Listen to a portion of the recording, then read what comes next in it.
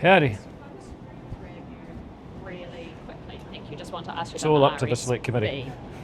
So it hasn't gone to the select committee yet, so Yeah. I was hoping that you might be able to speak generally, not Yeah. about your directing the select committee in any way, but why Yeah. you think that this is an appropriate committee for it to go to, and what you hope they might be able to take from what was learned through the Treaty Principles Bill process. Well, first of all, I think the Finance and Expenditure Committee is the primary policy committee for major economic policy matters. This is a major economic policy matter. It's about how the government and I hope future governments of New Zealand will regulate.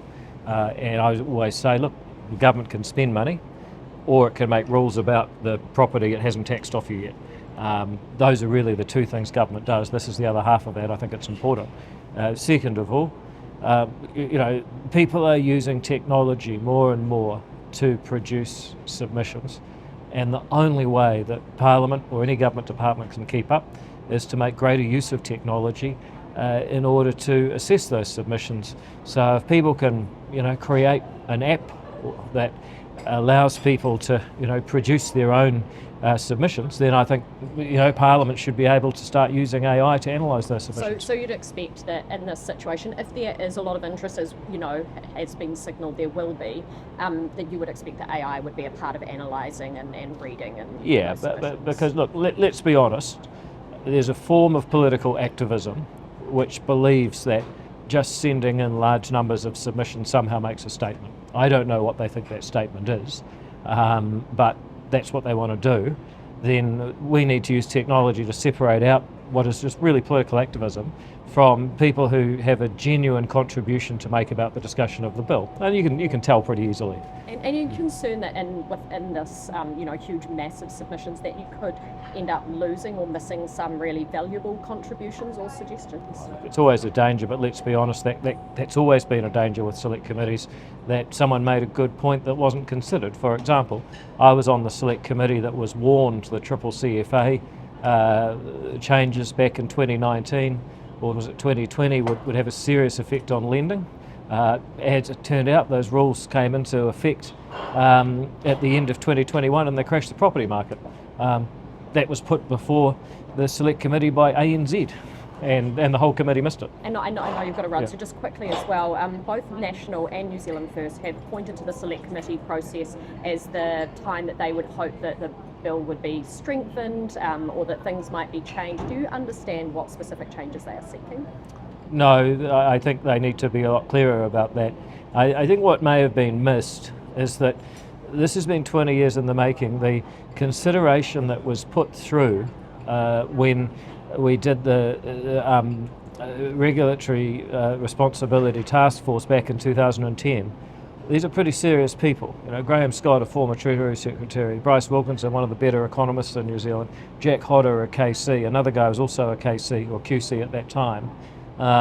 This is a pretty serious piece of policy work, and I'm yet to hear what exactly the objections to it are that would somehow strengthen or fix it. That they need to be a lot clearer on that, but they'll have a chance. Cool. And do you have a date for first reading? Yeah, I do. It will depend how the progress goes, but it's either going to be tomorrow or Friday morning. Thank you. No problem. Thank you.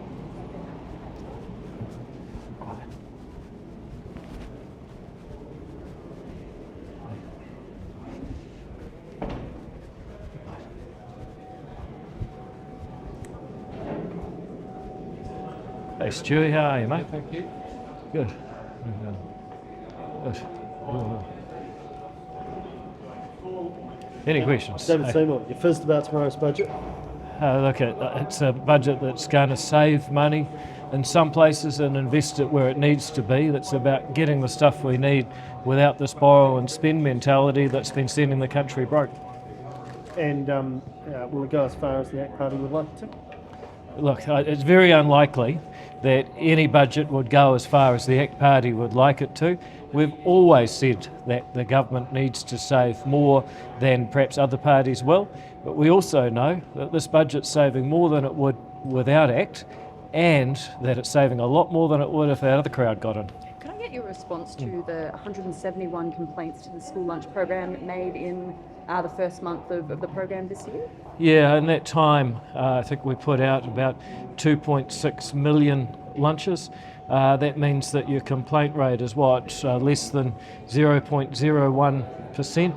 Also, just make the point that because we've centralised the operation, under the old model, you had your local provider down the road. If you went and complained to them, that didn't get responded. We're now recording everything and capturing far more data and taking it far more seriously than it ever was before. So I know people want to, say, well, you're getting a complaint for every 10,000 lunches you deliver, you're getting a complaint, that's terrible. The truth is that we don't know what it was before, and I suspect that most businesses get more than one complaint for every 10,000 customers. And are you satisfied that a lot of those complaints are things that have been resolved? The serious ones we know about have been resolved, but I understand some of them are you didn't send enough spoons. That happens, we fix it. Do you agree with Nicola Willis that this will be a no BS budget? Well, absolutely. I wouldn't be part of a budget full of BS. I think that this is going to be a budget that is going to save money where necessary. I'm proud of NAC's contributions to savings, and it's going to invest in things like health, education, defence, along with a boost for investment in business that we can all be proud of. Officials estimating regulatory standards bill will cost $20 million a year. What do you think about that price tag? Well, I'm advised that the cost of policy work across the government is $870 million. So 20 million is a little bit more than 2% of that. And I actually think 2% of our policy work on improving the regulations we put on everyone else is a pretty good deal. The other way you can look at it is if we're going to spend if it costs 20 million just to check the regulations, imagine the cost of all the poor buggers out there that have to comply with all this crap. It's a pretty good investment to start fixing it. They couldn't find much in the way of benefits to speak of. Does it pass the cost-benefit analysis? Well, hang on a second. If we'd done the right work, if we'd done a good job of the earthquake regulations, for example, we would have saved billions and billions and billions of dollars. We wouldn't have had dead main streets all over the place. If we'd done resource management correctly in this country, we wouldn't have a whole generation disenfranchised from home ownership. Even just the recent work that the Ministry for Regulation has done on agricultural and horticultural products is estimated to save $270 million over the next 20 years. That's just one little set of regulations that we're fixing. So actually there's heaps of benefits. We could easily add together a bunch of stupid laws that might potentially be made and say the benefit of stopping these hypothetical laws in the future will be X and therefore it's massively worthwhile. I don't believe that would be an honest way to do it. Isn't that kind of what a cost-benefit analysis is? No, I believe that if you have a specific proposition and you understand what the costs of it are, then you can sometimes assess those. If you're passing a law that's designed to change the way government behaves in the coming decades, then you are going to find the costs or the benefits that you envisage are entirely dependent on the hypothetical propositions that are put forward. Now, if you don't know what laws are going to be proposed and stopped by the Regulatory Standards Bill in the next 20 years, it's hard to say what the benefits of it will be. I'm quite certain that there will be a lot of very silly laws that would have otherwise happened it would stop, and the benefits of stopping them will be enormous. But to make up a number and say we've done cost-benefit analysis would be dishonest. So you're saying it's just hard to predict how. Let me put it. I think when you're trying to change the behaviour of government over a long period of time, you could come up with a hypothetical scenario and say these are the benefits. I don't think that would be honest. But let me give you another example. If we went back to 1989 and someone said how much will it cost under the Public Finance Act to publish the government's accounts every 6 months, you would have said it's enormous cost. What will be the benefits of that? Impossible to know. I don't think anybody today would say that we should stop the economic and fiscal updates published by the Treasury because it costs too much to do the accounting, and we don't really know how much New Zealanders have saved because voters are aware of what their government spends. Minister, should members of the public be allowed to heckle politicians without fear of losing their jobs? Well, that's up to their employer. If I was an employer, I would be the kind of employer who wanted their staff to feel free to come and do their job, but also be free to speak and participate in politics outside of work hours however they like. There's another employer here, they may have considerations I don't know about. I think it's up to the employer, and me, I'm a live and let live kind of guy. And would you, if someone ever heckled you, would you then, and you found out where they worked, would you then threaten that company with removing government contracts from them? Look, I think that would be pretty improper. Sorry, I think that would be improper. In my view, if you have to threaten someone like that, maybe you don't have very good arguments. My problem is that my opponents don't have very good arguments, so I don't need to threaten them like that. You're a big free speech advocate though, right? So people should be allowed to do that in a free democracy.